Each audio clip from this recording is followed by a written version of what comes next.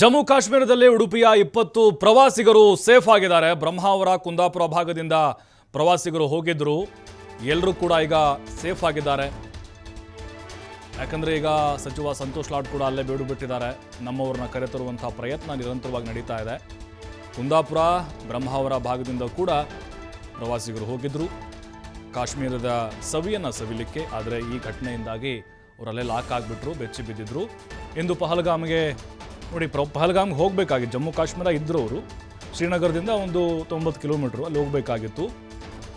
ಈ ಒಂದು ಘಟನೆಯಿಂದಾಗಿ ಆತಂಕದಲ್ಲಿದ್ದರು, ಅಲ್ಲೇ ಹೋಟ್ಲಲ್ಲಿದ್ದರು. ಸದ್ಯ ಕಾಶ್ಮೀರದ ಸ್ಥಿತಿಯನ್ನು ಬಿಚ್ಚಿಟ್ಟಿದ್ದಾರೆ ಆ ತಂಡದ ಸದಸ್ಯ ಬಿರ್ತಿ ರಾಜೇಶ್ ಶೆಟ್ಟಿ. ಕಾಶ್ಮೀರಕ್ಕೆ 20 ಜನರ ನಮ್ಮ ತಂಡ ಬಂದಿದೆ. 21ನೇ ತಾರೀಕಿಗೆ ನಾವು ಈ ಒಂದು ಕಾಶ್ಮೀರ ಶ್ರೀನಗರದಲ್ಲಿ ನಾವು ಎಲ್ಲ 2-3 ಕಡೆ ನಾವು ಎಲ್ಲ ಸ್ಥಳಗಳನ್ನು ನೋಡಿ ಅನಂತರ ನಾವು 21, 22 ಶ್ರೀನಗರ, 23ಕ್ಕೆ ನಾವು ಪಹಲ್ಗಾಮಿಗೆ ಹೋಗಬೇಕಾಗಿತ್ತು ಆ್ಯಕ್ಚುಲಿ. ಆದರೆ ದುರದೃಷ್ಟವಶಾತ್ 22ನೇ ತಾರೀಕಿಗೆ ಈ ಘಟನೆ ನಡೆದದ್ರಿಂದ ನಾವು ಆ ಒಂದು ಪಹಲ್ಗಾಮಿಗೆ ಏನು ಹೋಗ್ತಾ ಇದ್ದೇವೆ ಆ ಕಾರ್ಯಕ್ರಮವನ್ನು ಕ್ಯಾನ್ಸಲ್ ಮಾಡಿ ಇವತ್ತು ಸೋನಾಮಾರ್ಗಿಗೆ ಹೋಗ್ತಾ ಇದ್ದೇವೆ. ಅದೇ ರೀತಿ ನಾಳೆ ನಾಡ್ದು ಸೋನಾಮಾರ್ಗ್ ಮತ್ತು ಗುಲ್ಮಾರ್ಗಿಗೆ ಹೋಗಿ ಶನಿವಾರ ದಿವಸ ಶ್ರೀನಗರಕ್ಕೆ ಬಂದು ನಾವು ವಾಪಸ್ ನಮ್ಮ ಉಡುಪಿಗೆ ಬರಲಿಕ್ಕಿದ್ದೇವೆ. ಬಹಳಷ್ಟು ಜಮ್ಮು ಕಾಶ್ಮೀರದಲ್ಲಿ ಬಾಗಲಕೋಟೆಯ ಪ್ರವಾಸಿಗರು ಸೇಫ್ ಆಗಿದ್ದಾರೆ. ಅದೃಷ್ಟವಶಾತ್ ಪಾರಾಗಿದ್ದಾರೆ 13 ಜನ ಕನ್ನಡಿಗರು. ಬಾಗಲಕೋಟೆಯ ಮಾರ್ವಾಡಿ ಗಲ್ಲಿ ನಿವಾಸಿಗಳು ಇವರೆಲ್ಲರೂ 5 ಮಹಿಳೆ ಸೇರಿದಂತೆ 13 ಮಂದಿ ಪ್ರವಾಸಕ್ಕೆ ಹೋಗಿದ್ರು. ಒಂದೇ ಕುಟುಂಬದ 3 ದಂಪತಿಗಳು ಟ್ರಿಪ್ ಹೋಗಿದ್ರು.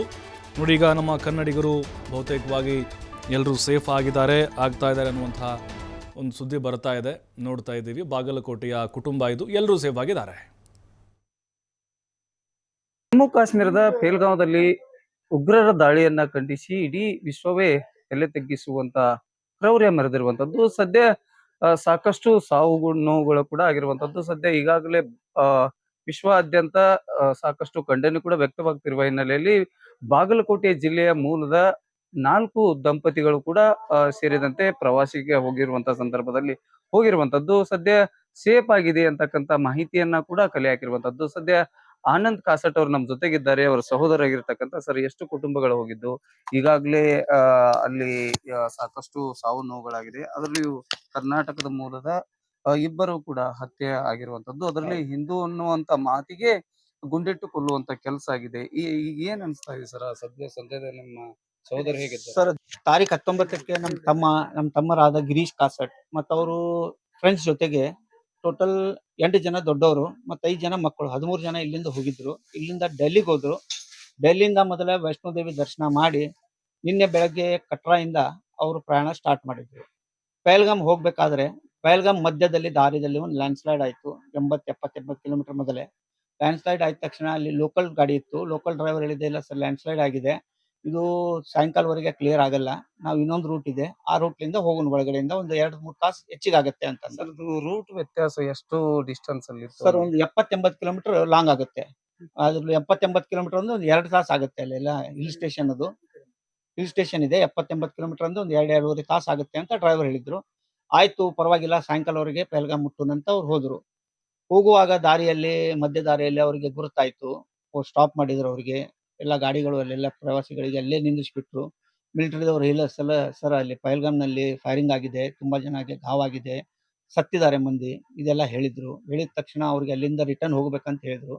ರಿಟರ್ನ್ ಹೋಗ್ಬೇಕಾದ್ರೆ ಸಮಸ್ಯೆ, ಅಲ್ಲಿಂದ ಗಾಡಿಗಳಿಗೆ ತಿರುಗಿಸ್ಲಿಕ್ಕೆ ಜಾಗ ಇಲ್ಲ, ಸಣ್ಣ ರೋಡು ಆದ ಕಾರಣ ಹೇಗಾದ್ರೆ ಗಾಡಿ ಮುಂದೆ ತಗೊಂಡು ಅವರು ತಿರ್ಗಾ ರಜೋರಿಗೆ ಹೋದ್ರು. ನೈಟ್ ಹಾಲ್ಟ್ ರಜೋರಿದಲ್ಲಿ ಮಾಡಿದ್ರು.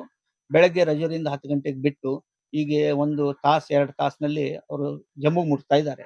ಸರ್, ಈಗ ಎಲ್ಲಾ ಕುಟುಂಬದ ಮಕ್ಕಳ ಜೊತೆಗೆ ಹೋಗಿರುವಂತದ್ದು ಸಾಕಷ್ಟು ಆತಂಕ ಎಡಿ ಮಾಡುವಂತ ಸಾಧ್ಯತೆಗಳಿದೆ. ಯಾವ ರೀತಿ ಅನಿಸ್ತದೆ ಸರ್ ತಮಗೆ? ಯಾಕಂತಂದ್ರೆ ಎಲ್ಲಾ ಕುಟುಂಬದ ಸಹೋದರ ಮತ್ತು ತಮ್ಮ ಸೊಸೆಯಂದ್ರು ಮೊಮ್ಮಕ್ಕಳು ಎಲ್ಲರೂ ಕೂಡ ಹೋಗಿರ್ತಾರೆ. ಏನ್ ಅನಿಸ್ತದೆ ಸರ್ ಆ ಸಂದರ್ಭದಲ್ಲಿ? ಸರ್, ಈಗ ಒಂದು ಜಮ್ಮು ಕಾಶ್ಮೀರ ಅಂದ್ರೆ ಭಾರತದಲ್ಲಿ ಒಂದು ದೊಡ್ಡ ಟೂರಿಸ್ಟ್ ಪಾಯಿಂಟ್. ಸಾಕಷ್ಟು ಕೋಟ್ಯಾನುಗಂಟ್ಲೆ ಮಂದಿ ಎಲ್ಲ ಹೊಂಟಿದ್ದಾರೆ ಟೂರಿಸ್ಟ್ಗೆ ಜಮ್ಮುಗೆ. ಜಮ್ಮು ಸೇಫ್ ಇದೆ ಅಂತ ನಾವು ಎಲ್ಲ ತಿಳ್ಕೊಂಡು ಹೋಗ್ತಾ ಇದ್ದೇವೆ. ಆದ್ರೆ ಟೂರಿಸ್ಟ್ ಪಾಯಿಂಟ್ ನಲ್ಲಿ ಈ ತರ ಆದ್ರೆ ಜನರಿಗೆ ಯಾರಿಗೂ ಸೇಫ್ ಇಲ್ಲ. ಅಲ್ಲಿ ಆತಂಕವಾದಿಗಳು ಬಂದು ಹಿಂದೂ ಕೇಳಿ ಅವ್ರಿಗೆಲ್ಲ ಗುಂಡಾಕಿ ಸಾಯಿ ಹೊಡೆದಿದ್ದಾರೆ. ನಮ್ಮ ಕರ್ನಾಟಕದಿಂದ ಇದೆ, ಮಹಾರಾಷ್ಟ್ರದಿಂದ ಸಾವಾಗಿದೆ, ಮತ್ತೆಲ್ಲ ಭಾರತದಿಂದ ಬೇರೆ ಬೇರೆ ಕಡೆಯಿಂದ ಒಂದು 15-16 ಜನ ಸಾವಾಗಿದೆ. ಅದೆಲ್ಲ ತುಂಬಾ ಪ್ರಾಬ್ಲಮ್ ಸರ್. ಈ ತರ ಎಲ್ಲ ಟೂರಿಸ್ಟ್ ಪಾಯಿಂಟ್ ನಲ್ಲಿ ಆದ್ರೆ ಮುಂದೆ ಟೂರಿಸ್ಟ್ ಹೋಗ್ಬೇಕಾದ್ರೆ ವಿಚಾರ ಮಾಡ್ತಾರೆ. ಆದ್ರೆ ನಮ್ಮ ಫ್ಯಾಮಿಲಿ ಇವತ್ತು ಸೇಫ್ ಇದೆ ಅಂತ ನನಗೊಂದು ಚೆನ್ನಾಗೂ ಅನ್ಸುತ್ತೆ. ಆದ್ರೆ ಮತ್ತೆ ಬೇರೆ ಫ್ಯಾಮಿಲಿಗೆ ತುಂಬಾ ಕಷ್ಟ ಆಗಿದೆ. ಅದು ನಮಗೆ ಸ್ವಲ್ಪ ದುಃಖನೂ ಅನ್ಸುತ್ತೆ. ಯಾಕಂದ್ರೆ ಜಮ್ಮು ಸೇಫ್ ಪ್ಲೇಸ್ ಇದೆ ಅಂತ ಮಿಲಿಟರಿದವ್ರು ಹೇಳ್ತಾ ಇದ್ದಾರೆ. ಕಾಶ್ಮೀರ್ ಬಿಡಬೇಕಂತ ಒಂದು ಪ್ಲಾನ್ ಫಸ್ಟ್ ಎಲ್ಲ ಟೂರಿಸ್ಟ್‌ಗಳಿಗೆ. ಎಲ್ಲ ಟೂರಿಸ್ಟ್ ಅದೇ ತರ ಎಲ್ಲ ಮುಂದ್ಗಡೆ ಜಮ್ಮುಗೆ ಹೋಗಿ ಜಮ್ಮುವಿಂದ ಮುಂದೆ ಯಾವ ಕಡೆ ಪ್ಲಾನ್ ಮಾಡ್ಬೇಕು ಅನ್ನೋದು. ಆದ್ರೆ ಟ್ರಾಫಿಕ್ ತುಂಬಾ ಇದೆ ರೋಡ್‌ನಲ್ಲಿ. ಬರ್ಬೇಕಾದ್ರೆ 1 ತಾಸು ಅಂದ್ರೆ ಅವ್ರಿಗೆ 2 ತಾಸುನೂ ಆಗ್ಬೋದು, 3 ತಾಸುನೂ ಆಗ್ಬೋದು. ಎಲ್ಲ ಚೆಕ್ ಪೋಸ್ಟ್ ಇದೆ. ಹೈವೇ ರೋಡ್‌ಲಿಂದ ಯಾವ್ದು ಗಾಡಿ ಬಿಡ್ತಾ ಇಲ್ಲ. ಚಿಕ್ಕ ರೋಡ್‌ನಲ್ಲಿ ಊರಲ್ಲೆಲ್ಲ ಹಾಸಿ ಬರ್ತಾ ಇದ್ದಾರೆ. ಹೀಗಾಗಿ ಏನು ಪ್ರವಾಸಿಗರು ಹೋಗ್ತಾರೆ ಅಂತ ಜಾಗಗಳಿಗೆ ಸೇಫ್ ಆಗಿರೋದಿಲ್ಲ ಅನ್ನೋದು ಒಂದ್ ಕಡೆ ಒಂದು ನೋವನ್ನ ಹಂಚ್ಕೊಂಡಿರುವಂತದ್ದು. ಸರ್ಕಾರಕ್ಕೆ ನಾವು ಮನವಿ ಮಾಡ್ತೀವಿ. ಈ ರೀತಿ ಘಟನೆಗಳು ಆಗದ ರೀತಿಯಲ್ಲಿ ಸರ್ಕಾರ ಮುನ್ನೆಚ್ಚರಿಕಾ ಕ್ರಮಗಳನ್ನು ತೆಗೆದುಕೊಳ್ಬೇಕು ಅನ್ನೋ ನಿಟ್ಟಿನಲ್ಲಿ ಟಿವಿ5 ಜೊತೆ ಕೂಡ ಹಂಚಿಕೊಂಡಿರುವಂತದ್ದು. ಇದು ಬಾಗಲಕೋಟೆಯಿಂದ ಗುರು ಹಿರೇಮಠ, ಟಿವಿ5 ಕನ್ನಡ.